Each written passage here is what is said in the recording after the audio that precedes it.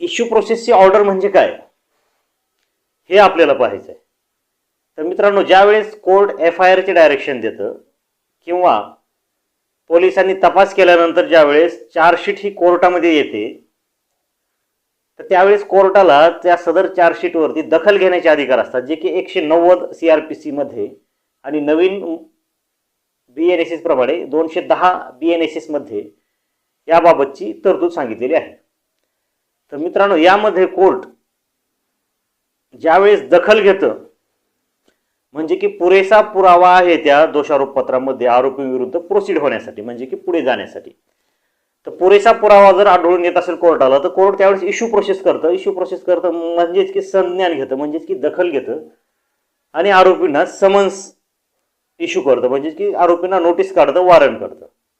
तर ज्यावेळेस कोर्ट दखल घेतं त्यावेळेस इश्यू प्रोसेस केली जाते. की स्टेट केस संदर्भात झालं, म्हणजे की शासनाच्या केस संदर्भात झालं, म्हणजे की FIR ज्या गुन्ह्यामध्ये नोंद झालेला आहे अशा संदर्भात झालं.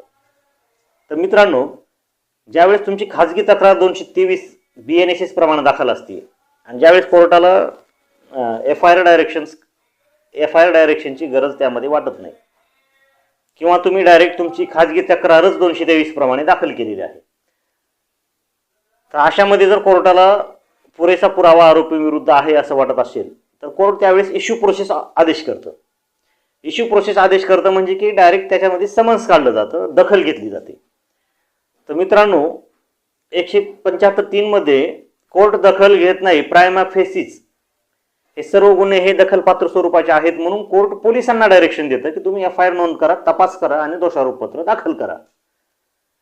तर प्रायव्हेट कंप्लेंटमध्ये ज्यावेळेस पोलिसांच्या तपासाची आवश्यकता नसते किंवा एखाद्या गुन्ह्यामध्ये सिरियसनेस नसतो, त्यामध्ये कोर्ट फिर्यादीला संधी देतं की तुम्ही स्वतः ही कंप्लेंट लीड करा, तुम्ही स्वतः हे पुरावे सादर करा, तुमची आम्ही कंप्लेंट चालवू. त्याप्रमाणे कोर्ट आरोपींना नोटीस काढतं.